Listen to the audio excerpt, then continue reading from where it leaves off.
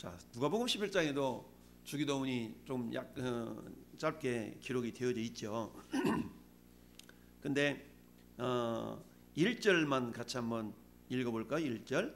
예수께서 한 곳에서 기도하시고 마치심에 제자 중 하나가 여짜오되 주여, 요한이 자기 제자들에게 기도를 가르친 것과 같이 우리에게도 가르쳐 주옵소서. 아멘.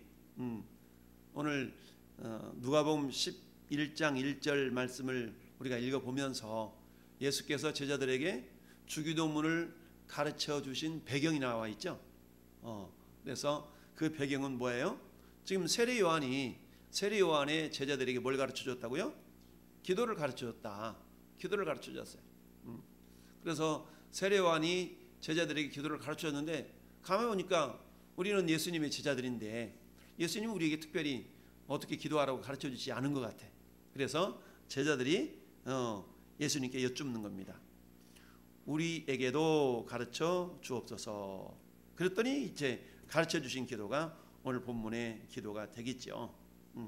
그래서 그러므로 너희는 이렇게 기도하라. 그래? 그럼 이렇게 기도하거라 라고 주님이 가르쳐 주신 그 기도를 우리가 주기도문이라고 일명하죠. 그 주기도문을 주님이 오늘 말씀해 주셨습니다. 자, 주기도문이라는 것은 형식과 틀이 있는 것을 우리가 보게 되는데요. 그 형식과 틀이 어떻게 됐을까?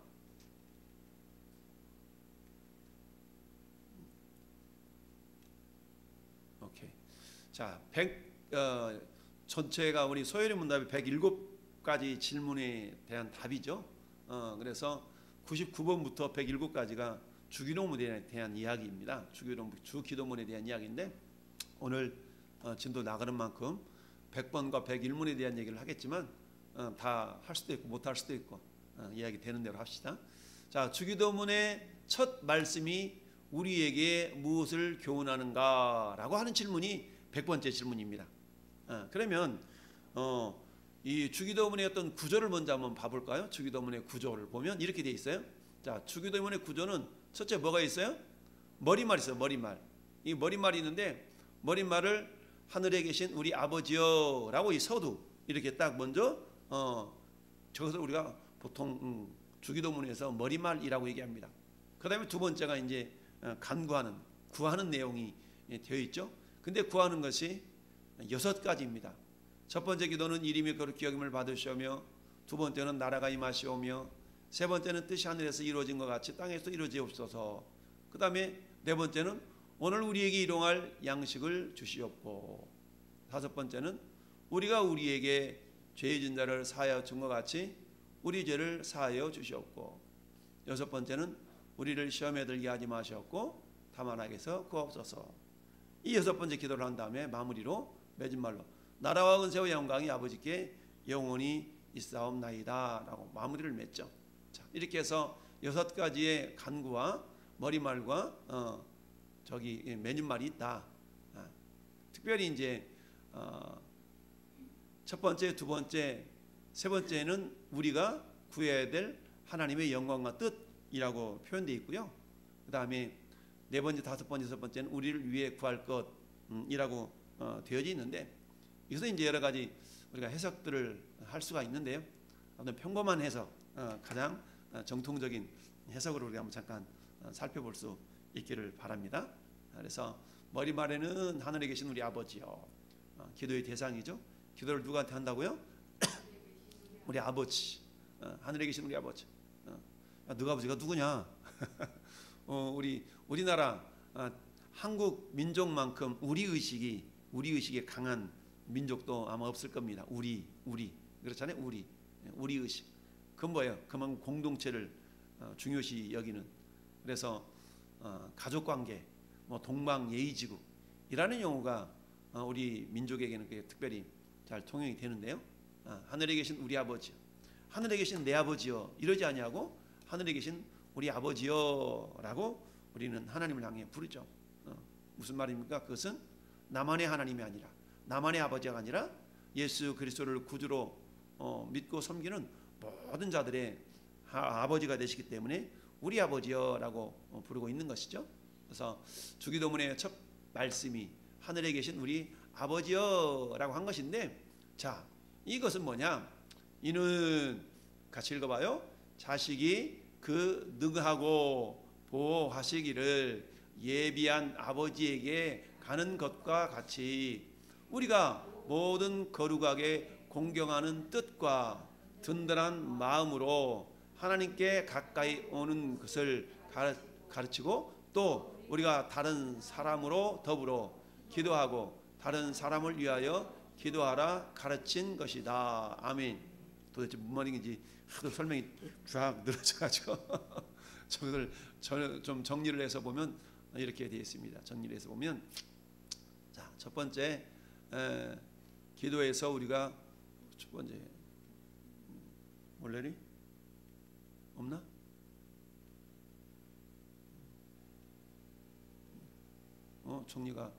정리되어 있는 게 안 올라가 있다.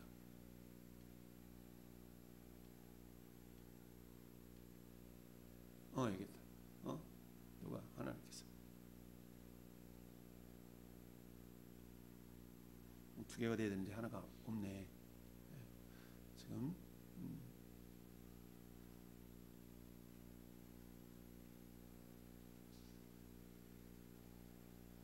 요걸 저기 해놓은 게 있는데, 자, 그냥 설명으로 넘어가도록 하겠습니다. 그래서 자, 주기도문의 첫 번째 말씀 우리에게 무엇을 교훈하는가?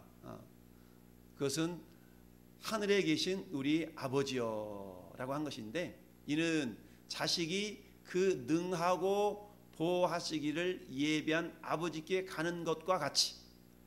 그러니까 우리 아버지는 뭐예요? 모든 것을 다 준비해 놓았다 이거죠. 보통 성경에서 아버지라는 존재는 따라합시다. 생명 주는 자. 성경에서 아버지는 생명을 주는 자의 어떤 대표적인 그런 용어가 아버지입니다.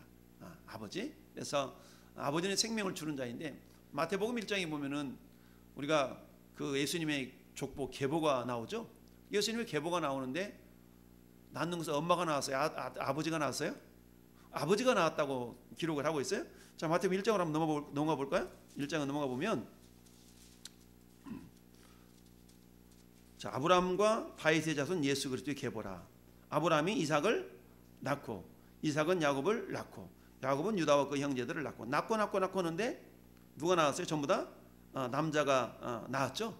여자가 나왔다고 하지 않냐고? 남자가 나왔어. 비록 여자 이름이 4명이 등장하지만 그 여자들을 통해서 남자가 나왔다라고 표현을 합니다. 그것은 왜 그러냐면, 이 남자, 즉 아버지라는 존재는 결국 생명을 주는 자라는 그런 개념이 있기 때문에 아버지를 통해서 아들이 왔다는 그런 개념으로 예수님의 족보도 기록을 하고 있는 겁니다. 그래서 남자라는 존재는 생명의 어떤 통로로 기록되어져 있고 쓰임받는 존재다라는 것을 말씀하고 있습니다. 그래서 하늘에 계신 우리 아버지여라고 한 것인데, 이 아버지라는 존재는 생명을 주는 존재다라는 것이죠. 생명을 주는 존재다. 우리가 기도라는 것은 결국 먹든지 마시든지 무엇을 하든지 하나님의 영광을 위하여 하라라고 그랬죠. 그러면 기도의 목적 중에 한 가지는 응답을 받는 것이지만, 기도의 궁극적인 목적은 뭐예요? 하나님께 영광을 올려드리는 거거든요. 하나님께 영광을 올려드리는 거예요. 그래서 주기도문에는 하나님께 영광을 올려드리는 내용이 첫 번째, 두 번째, 세 번째 강구 속에 나타나 있는 거예요.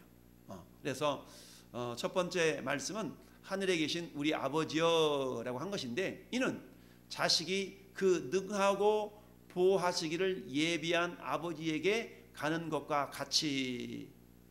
자식이 자기 아버지한테 뭔가를 필요를 느껴서 우리 아버지는 뭔가 온전하게 준비하고 계신 분이지 라는 그런 기대와 믿음을 가지고 나아가는 것 같이, 우리가 모든 거룩하게 공경하는 뜻과 든든한 마음으로 하나님께 가까이 오는 것을 가르치고, 그러니까 기도는 기본적으로 뭘 가르쳐요? 하나님께 나아가는 걸 가르치는 겁니다.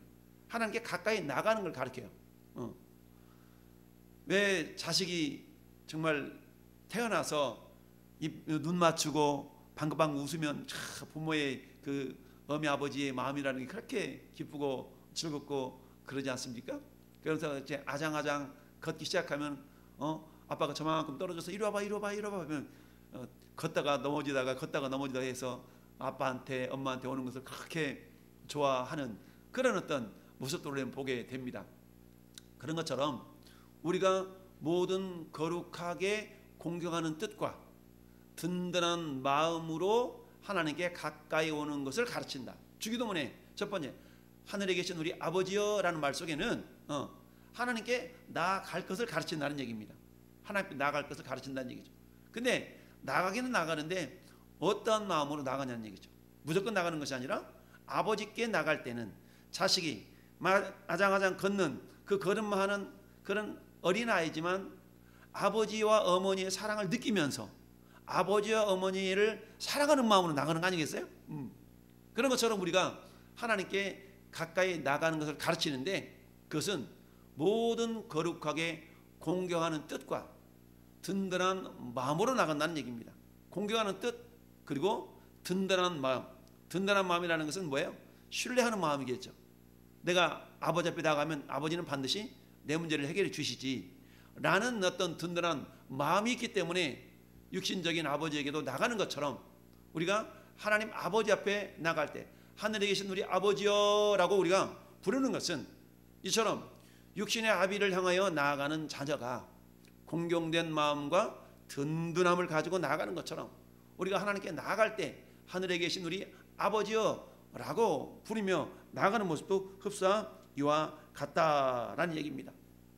그런데 누가복음 11장 1절에서 우리는 세례 요한의 기도와 예수님의 기도가 다르다라는 것을 우리가 알 수는 없지만 세례 요한의 기도와 예수님의 제자들이 가르친 기도는 뭔가 다를 것 같은 그런 우리가 생각을 할 수가 있죠. 여러분 예수님은 마태복음 11장에서 뒤로 넘겨봅시다. 11장으로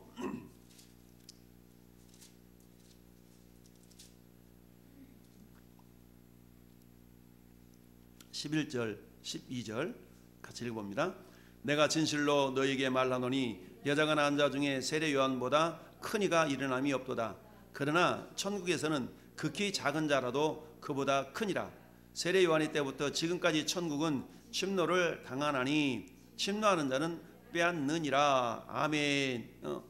여자가 낳은 자 중에서 세례 요한보다 큰 이가 일어남이 없다. 그러니까 여자가 낳은 자, 아담 이후의 모든 사람들은 사실 여자를 통해서 태어났죠. 여자를 통해 태어났어요.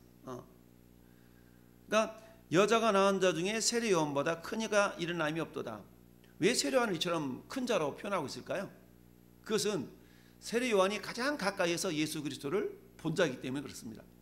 구약의 모든 선지자들은 예수님을 육신으로 보고 육신의 눈으로 보고 예수님을 예언한 것이 아니라 예수님이 오실 메시아를 그들은 단지 하나님의 말씀에 의지하여 예언하고 선포했던 뿐이죠. 그런데 세례 요한은 어때요? 육신의 눈을 가지고 그 메시아를 직접 본 자잖아요. 그래서 구약의 마지막 선지자를 우리가 세례 요한이다 라고 말씀합니다. 그래서 여자가 낳은 자 중에 라는 그런 표현 속에는 이미 예수님 때부터 신약이 시작되었죠. 결정적인 신약 시대라는 것은 성령의 오심으로부터 시작되는 것이지만 어떠든지 예수님이 이 땅에 오셨다는 것은 신약 시대가 열리는 시초가 예수님의 오심이니까. 그래서 세례 요한은 구약 시대의 마지막 선지자가 된 겁니다. 그 마지막 선지자인 세례 요한은 직접 예수님을 본 자였고 그 예수님을 또 안내한 그런 자였던 거죠. 그런 세례 요한이 자기 제자들에게 기도를 가르쳤어요. 그 기도를 가르친 기도가 뭐냐? 한마디로 말하면 따라합시다. 욕심을 내려놓으라. 욕심을 내려놓으라. 그러니까 세례 요한의 기도는 한마디로 말하면 응답받지 못할 기도가 이렇게 하면 응답받지 못한다라는 것을 가르쳐주기 위해서 세례 요한이 어떤 기도를 가르쳤다라고 볼 수 있습니다. 그것은 뭐예요? 욕심을 내려놓는 기도를 하라는 얘기죠. 자, 그러면 욕심을 내려놓는다는 얘기는 욕심은 과연 그러면 욕심이 뭐냐? 욕심이라는 건 뭐예요? 욕심이라는 것은 내 필요 이상으로 구하는 것을 욕심이라고 말하죠. 내 필요 이상으로 구하는 것을 욕심. 그럼 필요라는 것은 두 종류의 필요가 있을 수 있어요. 절대적인 필요가 있을 수가 있고 상대적인 필요가 있을 수가 있겠죠. 그런데 성경은 절대적인 필요는 구하지 않아도 주신다라고 마태복음 6장이 말씀하고 있어요. 이런 것들은 이방인들이 구하는 것이다. 절대적인 필요는 구하지 않아도 주셔요. 그런데 상대적인 필요에 대해서는 어때요? 우리가 구해야 되는데 그 구하는 거에 대해서 어떤 욕심으로 구하면은 안 된다라는 얘기죠. 욕심으로 구하면 안 된다. 그래서 절대적인 필요는 굳이 구하지 않아도 너에게 준다라고 마태복음 6장에서 말씀하고 있고, 그러면 상대적인 필요라는 것은 뭐냐? 그 상대적인 필요라는 것은 따라합시다. 이웃을 위한, 하나님을 위한, 그러니까 이웃을 위한, 하나님을 위한 기도의 내용들이 상대적인 기도에, 상대적인 필요에 포함이 되어지죠. 물론 우리가 육신적인 어떤 그런 욕심을 추구하고자 하는 그런 기도가 있을 수가 있죠. 야고보 사도가 너희가 구하여도 얻지 못하면 정욕으로 쓰려고 잘못 구함이니라 라고 말씀하시죠. 여기서 정욕으로 쓰려고 잘못 구한다는 얘기는 절대적인 필요를 구하는 것이 아니라 육체를 위한 상대적인 필요를 구하는 것이죠. 이런 것은 하나님께서 들어주지 않을 수 있다라고 말씀하고 있는 겁니다. 그럼 이런 거죠. 상대적인 필요라는 것은, 자, 우리나라의 수준과 북한의 수준은 다를 거예요. 우리나라 수준에서는, 저 서울에서는 아파트 24평짜리가 뭐 비싸게 하는 데는 뭐 10억 이상도 가고 막 그러잖아요. 근데 저 지방에서는 24평 아파트가 뭐 2억 원도 안 갈 수도 있고 그러지 않습니까? 그러면 지방에서 하나님 24평짜리 아파트 한 채 주세요 라고 하는 기도와 저 서울에서 아파트 한 채 주세요 라는 기도는 어쩌면 똑같은 기도이지만 인간편에 볼 때는 어떤 기도는 10억짜리를 구하는 거, 어떤 기도는 2억짜리를 구하는 기도가 될 수 있다라는 것인데, 어쨌든 우리가 육신을 위해서 욕심으로 구하는 것은 절대 필요 이상으로 무엇인가를 자꾸 구할 때 이것을 우리가 정욕으로 구하는 것이다, 욕심으로 구하는 것이다 라고 얘기합니다. 그런데 내가 구하기는 구하는데 그것이 똑같은, 언젠가 말씀드렸어요. 10,000원을 우리가 구해요. 이를테면 하나님 10,000원만 주세요. 뭐하게? 엄마 10,000원만 줘. 뭐하게? 이 10,000원 가지고 우리 불이웃돕기 성금 내야 된다는데 10,000원 좀 있으면 좋겠어. 그래? 그럼 갖다 이렇게. 엄마 10,000원만 줘. 뭐하게? 저기 게임이 좀 재밌는 거 하는데 가서 게임 좀 실컷 하다 오게. 물론 그러기 위해서 그래가 실컷 하다 와 라고 주는 부부도 있겠지만, 야 이놈아 게임 하는데 10,000원씩이나 써가지고 그 PC 먹어가지고 그렇게 해야 되겠냐? 라고 하면서 꾸짖으면 안 줄 수도 있겠죠. 물론 주시는 부부도 있겠지만, 똑같은 10,000원을 구하지만 내가 이 불이웃돕기를 위해서 구하는 10,000원과 내 실컷 게임 좀 해보고 싶어가지고 구하는 10,000원과 이건 전혀 다르다는 얘기죠. 똑같은 10,000원이지만, 가끔 여러분 그런 말씀 드리잖아요. 똑같은 10,000원짜리지만 선교 헌금으로 드리는 10,000원과 감사 헌금으로 드리는 10,000원과는 하나님 보실 때는 다르다는 얘기죠. 내가 드릴 때는 똑같은 10,000원의 헌금이지만 그러나 그건 달라요. 선교 헌금은 누구를 위해 드리는 거예요? 이웃을 위해 드리는 거잖아요. 이웃의 생명을 구하고자 드리는 예물이지 않습니까? 그런데 감사 헌금은 나를 위한, 어찌 보면 내가 하나님의 은혜를 감사해서 하나님께 올려드리는 그런 기도이기 때문에 똑같은 10,000원이지만 다를 수가 있다는 얘기죠. 그래서 하늘에 계신 아버지여라고 부르는 데 있어서는 하나님 앞에 가까이 나가기 위한 그런 기도다. 그냥 나갈 때는 어때요? 자식이 우리 아버지는 나가기만 하면 주셔라는 든든함과 그 아버지를 사랑하는 마음으로 나가는 그런 모습이 하늘에 계신 우리 아버지여라는 걸 가르치는 것이고, 또 우리가 다른 사람으로 더불어 기도하고 다른 사람을 위하여 기도하라 가르치신 것이다. 그러니까 내 아버지여 그러지 않냐고, 우리 아버지여라고 한 것은 봐, 네 아버지도 돼 라고 하면서 다른 사람을 위하여서 다른 사람으로 더불어 기도할 수 있는, 다른 사람으로 더불어서 기도할 수 있도록 인도하는 그런 모습이 되는 거죠. 그러니까 어떻게 기도할지를 모르는 사람을 향해서 이거 봐봐 하늘에 계신 우리 아버지라고 그랬지? 그럼 우리 속에는 우리 자기도 들어갈까 안 들어갈까?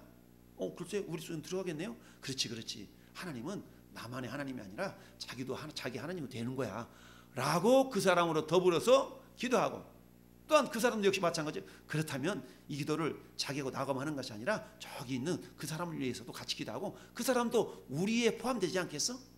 라고 하면서 다른 사람을 위하여 기도하라고 가르치시기 위하여서 우리 하나님께서 하늘에 계신 우리 아버지여라고 말씀을 하고 있다라는 얘기죠. 근데 하늘에 계신 아버지, 그럼 하늘과 반대되는 것이 땅이죠. 땅에 계신 아버지는 육신의 아버지죠. 하늘에 계신 아버지는 전능하신 아버지라는 얘기죠. 그래서 땅에 계신 아버지여라고 하지 아니하시고 하늘에 계신 우리 아버지여라는 말은 그 아버지는 어떤 분이라는 얘기예요? 전능하신 하나님이시요 전능하신 아버지가 된다라는 의미죠. 그러니까 전능하신 하나님 속에는, 전능하신 하나님에게는 어때요? 부족함이 없는 것이고, 전능한 하나님은 그 마음이 기쁘시기만 하면, 그 마음에 합당하기만 하면, 우리 하나님은 당신의 뜻을 이루시는 분이기 때문에 당신의 뜻이 기뻐하시기만 한다면, 당신의 뜻에 맞기만 한다면 다 들어주실 수밖에 없다. 그렇다면 우리는 어때요? 우리의 뜻과 우리의 뜻이 하나님의 뜻 안에 들어가 있는 것이 가장 좋겠죠. 내 뜻대로. 그래서 예수님도 기도하실 때 내 원대로 마옵시고 아버지 원대로 되기를 원하나이다 라고 하면서 기도했잖아요.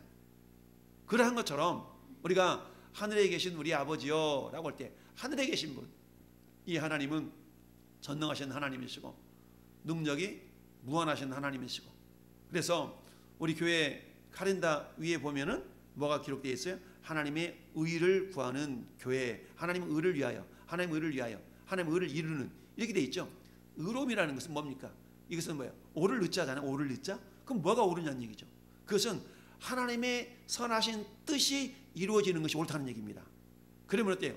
우리 교회 공동체는 하나님의 선하신 뜻을 이루어 드리는 것을 목표 삼고 우리가 우리 교회 공동체를 이루고 있는 그런 교회가 왕성교회다라는 그런 의미로 하나님의 의를 이루는 이라는 그 주제구가 이렇게 올라가 있게 되는데요.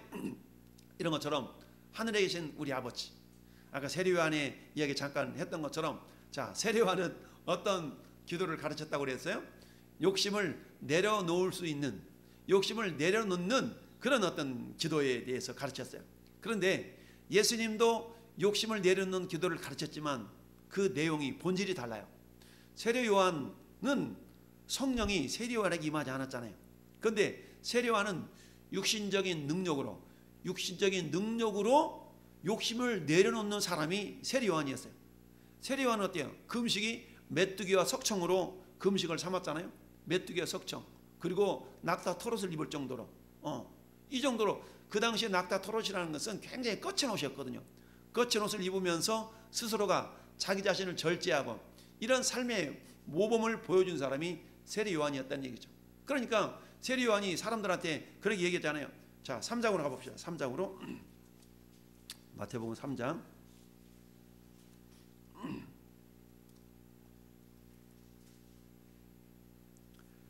자, 5절 말씀 보면, 4절 보면 그렇죠? 요한은 낙타 털옷을 입고 허리에는 가죽띠를 띠고 음식은 메뚜기와 석청이었더라. 한마디로 말하면 이 광야 삶을 살아감에 있어서 어떤 막 요즘 같은 뭐 무스탕이나 이런 것이 아니라 그냥 거칠거칠한 그런 어떤 옷을 입고 그야말로 소박하게 살아갔다라는 의미입니다. 이때에 예루살렘 온 유다와 요단강 사방에서 다 그에게 나와 자기들의 죄를 자복하고 요단강에서 그에게 세례를 받더니 7절 읽어봐요. 요한이 많은 바리새인들과 사두개인들이 세례 베푸는 데로 오는 것을 보고 이르되 독사의 자식들아 누가 너희를 가르쳐 임박한 진노를 피하라 하더냐. 야, 막 그들을 향해서 그야말로 험한 소리를 하죠. 이 독사의 새끼들아, 이런 거 말하자면 오늘날 목사가 강단에서 여러분을 향해서 이 독사 새끼들아 그러면 여러분들한테 다 시험 들어가지고 한번 갈 거야. 근데 세례는 그렇게 얘기를 했어요. 그러면서 뭐라고 해요? 그러므로 회개에 합당한 열매를 맺고, 회개에 합당한 열매를 맺으라. 열매는 내가 맺는 것이 아니지만 회개했다면 그 합당한 열매가 너희들한테 나타날 것이다, 이런 의미예요. 그러면서 속으로 아브라함이 우리 조상들이라고 말하지, 조상이라고 생각하지 말라. 내가 너희에게 이르노니 하나님이 능히 이 돌들로도 아브라함의 자손이 되게 하리라 라고 말씀하고 있습니다. 자, 그러면서 회개하라고 그러는데,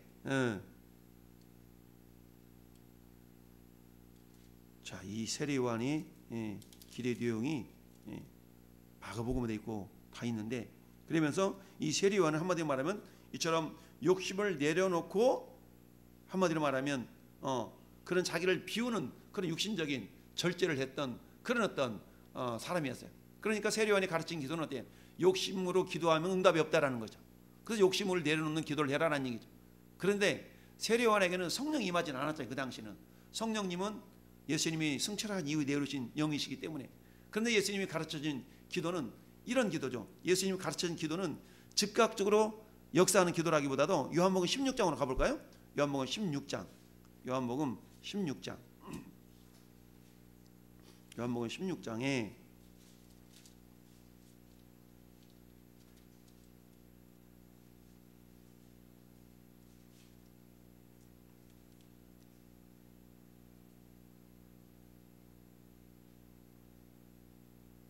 자,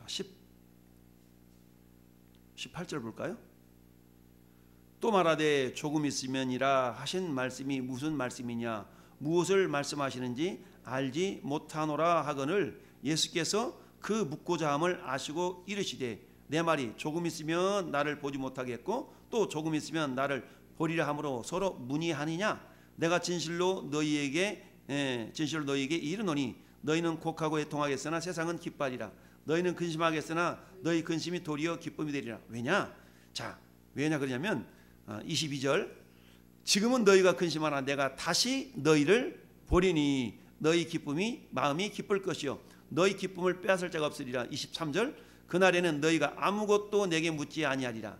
내가 진실로 너희에게 이르노니 너희가 무엇이든지 아버지께 구하는 것을 내 이름으로 주시리라. 24절 지금까지는 너희가 내 이름으로 아무것도 구하지 아니하였으나 구하라 그리하면 받으리니 너희 기쁨이 충만하리라. 아멘. 지금은 너희가 근심해. 근데 내가 다시 너희를 보리니 주님이 제자들을 다시 보시는 것은 언제요? 예수님이 재림하실 때 보실 수 있는 거겠죠? 그런데 예수님이 재림하시기 이전에 예수님은 어때요? 당신의 보혜사를 먼저 보내주신 거죠. 그러니까 예수님의 영이신 성령님이 그들 안에 돌아왔기 때문에 성령을 의지해서 하는 기도가 세례 요한의 기도는 틀려요. 예수님이 가르쳐준 기도는 성령을 의지해서 하는 기도예요. 근데 세례 요한의 기도는 성령을 의지해서 하는 기도가 아니라 철저하게 자기 육신을 굴복시키는 그런 기도인 거예요. 똑같이 자기를 내려놓고 욕심을 비우는 기도라고 할 수 있겠지만 세례 요한이 가르쳐준 기도는 성령을 의지하지 않고 자기 육신을 의지해서 하는 기도니까 얼마나 힘들겠어요. 그런데 성령님을 의지해서 하는 기도는 성령의 열매는 어때요? 오직 성령의 열매는 사랑과 희락과 화평과 오래 참음과 자비양성과 충성과 온유와 절제다. 그러니까 절제라는 것은 내가 절제하지라고 해서 하는 데는 한계가 있다는 얘기죠. 그럼에도 불구하고 세례 요한이 여자가 낳은 자의 큰 이유는 그러는 절제하는 것을 성령을 의지하지 않고서도 절제하는 힘으로 욕심을 내려놓고 살았던 사람이 세례 요한이라는 얘기죠. 그러니까 그런 어떤 모습의 기도를 자기 제자들한테 가르쳐주면서 욕심을 가지고 하는 기도는 응답이 없다라고 가르쳤던 겁니다. 그런데 예수님도 똑같이 욕심을 가지고 하는 기도는 응답이 없는데 그 욕심을 이기기 위해서는 너희 힘으로는 안 돼. 그래서 내가 함께 할 거야. 내가 다시 와서 너희의 그 욕심을 내려놓을 수 있는 능력을 줄 거야. 근데 다시 오시는 분이 그분의 영이신 성령님이시죠. 그래서 성령을 의지해서 기도할 때에 성령께서 욕심을 내려놓고 정욕으로 쓰려고 잘못 구하는 일이 없도록 성령께서 우리에게 도와주시는 분이시다라는 거죠. 그래서 우리가 하늘에 계신 우리 아버지여라는 그런 서두의 외침을 통해서 우리 아버지 앞에 나아가는데 나만 나가는 것이 아니라 또 누구도 너도 나갈 수 있다라는 것을 이 말 속에는 담겨져 있다라는 얘기입니다. 그래서 우리라는 그런 의미가 있는 거고 하늘에 계신이라는 말은 그만큼 전능하신 분을 이 땅과는 전혀 다른 어떤 그런 세계 속에서 역사하시는 하나님이심을 드러내시기 위해서 그분을 향하여서 우리가 기도한다는 얘기죠. 이 땅에 있는 육신의 아버지는 어때요? 마음은 있지만 형편과 상황이 되지 못해서 응답이 없을 수가 있잖아요. 그러나 하늘 아버지는 어때요? 부족함이 없으신 분이잖아요. 하늘 아버지는 전혀 부족함이 없으신 분이기 때문에 그분의 뜻에 맞기만 한다면 모두가 다 응답의 역사를 이루어 드릴 수가 있다. 그래서 우리의 기도는 어때요? 뜻이 하늘에서 이루어진 것 같이 땅에서도 이루어지다라는 것은 뭐예요? 내가 아버지 뜻 가운데서 기도하기를 원한다는 얘기입니다. 내 뜻과 아버지 뜻이 같았으면 좋겠다는 얘기죠. 내 뜻이 아버지 뜻 가운데 포함됐으면 좋겠다는 얘기죠. 할렐루야. 왜냐하면 아버지는 당신의 뜻을 반드시 이루시는 분이기 때문에 내 뜻이 아버지 뜻, 당신의 뜻과 같기만 한다 그러면 우리의 기도는 100% 응답이 될 수밖에 없다라는 얘기죠. 그러기 위해서는 어때요? 우리가 성경을 통하여서 철저하게 아버지의 뜻을 구하고 아버지의 뜻을 깨닫고 그 아버지의 뜻을 따라서 우리가 기도할 수 있는 그런 훈련이 되어진다면 우리의 기도는 언제든지 응답이 될 수가 있겠죠. 할렐루야. 그래서 하늘에 계신 우리 아버지라는 것인데 이는 자식이 그의 능하고 보호하시기를 예비한 아버지에게 가는 것과 같이 자기 아버지를 항상 초등학교 한 3학년 때까지 정도는 우리 아버지는 모든 건 다 하실 수 있는 분이라는 그런 의식이 있다 그래요. 근데 초등학교 4학년으로 가면서부터 그 환상이 깨진다고 그래요. 아, 우리 아버지도 한계가 있구나라는 걸 깨닫는다 그래요. 근데 이 유치원생 이런 애들은 우리 아버지는 모든 것 다 할 수 있는 분 아니겠어요? 그런 마음으로 우리 하나님 아버지 앞에 나가야 된다라는 겁니다. 할렐루야. 근데 나갈 때 공경하는 마음과 하나님을 신뢰하는 든든한 마음을 가져가는데, 이 공경 속에는 우리가 절대적으로 포함이 되어야 될 게 뭐냐면, 따라합시다. 사랑하는 마음이 있어야 돼. 하나님 앞에 나아갈 때 사랑하는 마음이 있어야 된다는 얘기입니다. 그러면 사랑하는 마음이 있다는 얘기는 다른 말로 말하면, 따라합시다. 아들의 마음, 아들의 신분, 아들의 신분, 아들의 마음으로 구하는 기도가 되어야 된다라는 얘기입니다. 여러분, 종의 자세를 가지고 기도하는 것은 구약시대에 드렸던 기도는 일종의 종의 자세를 가지고 드렸던 기도예요.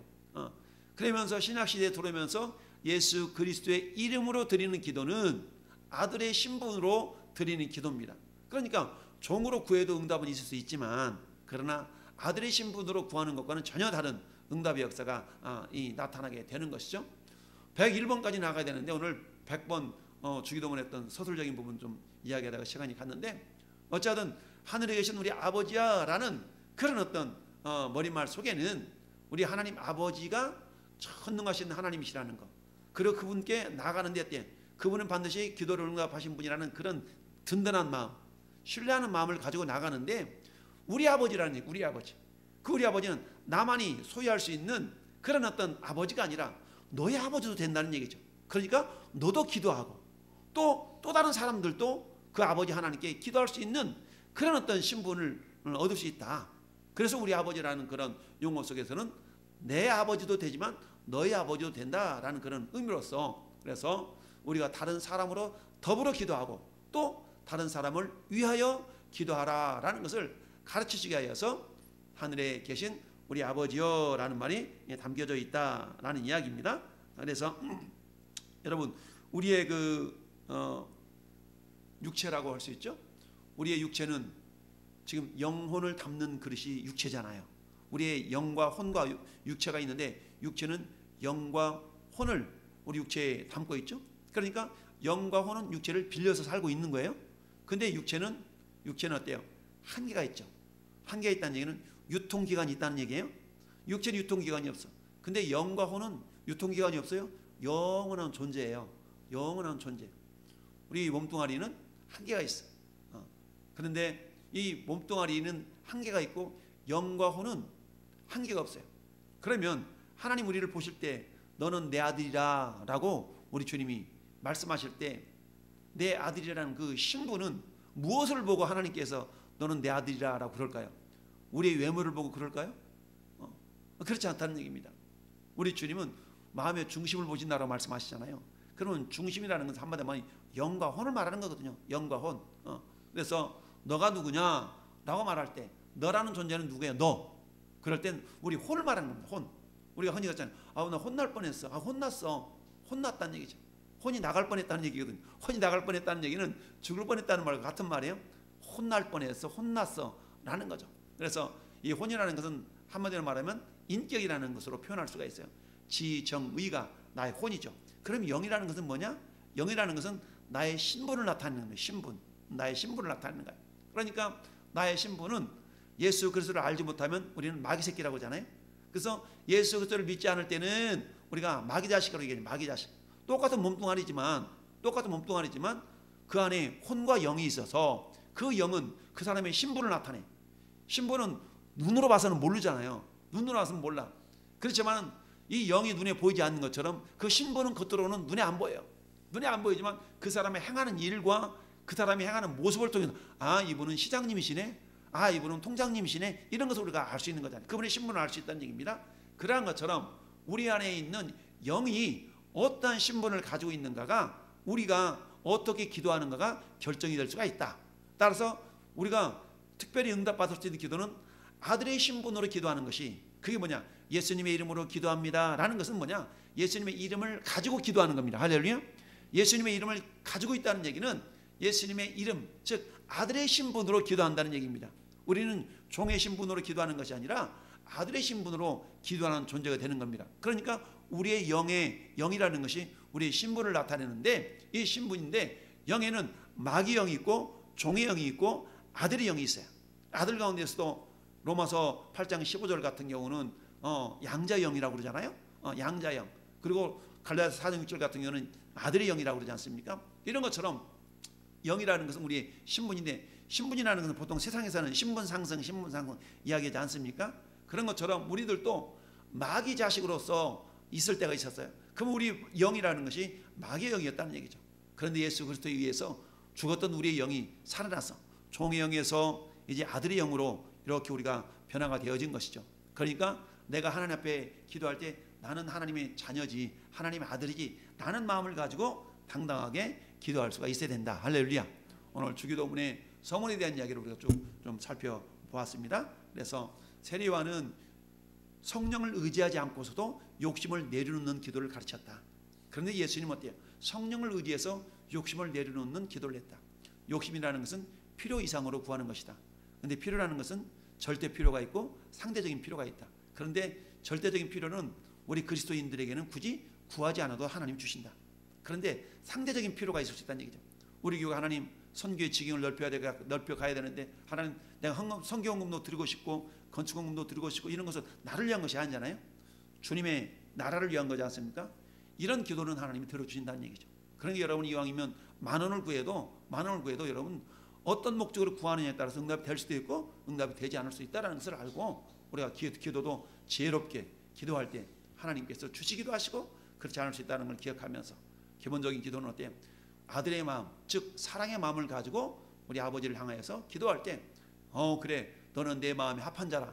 다윗을 보시면서 하나님 그렇게 말씀하셨잖아요. 너는 내 마음에 합한 자라. 이런 것처럼 그래, 우리 광희미의 기도가 내 마음에 합하구나 라고 할 때 하나님 응답해 주십니다. 할렐루야. 그래서 하나님의 뜻을 우리가 잘 분별하고 그 뜻을 잘 구해서 그 뜻대로 기도할 수 있는 저와 여러분 될 수 있기를 예수님의 이름으로 축원을 드립니다. 한번 합심하여 기도할 때, 하나님, 내가 아들의 신분으로 주 앞에 기도하기를 원합니다.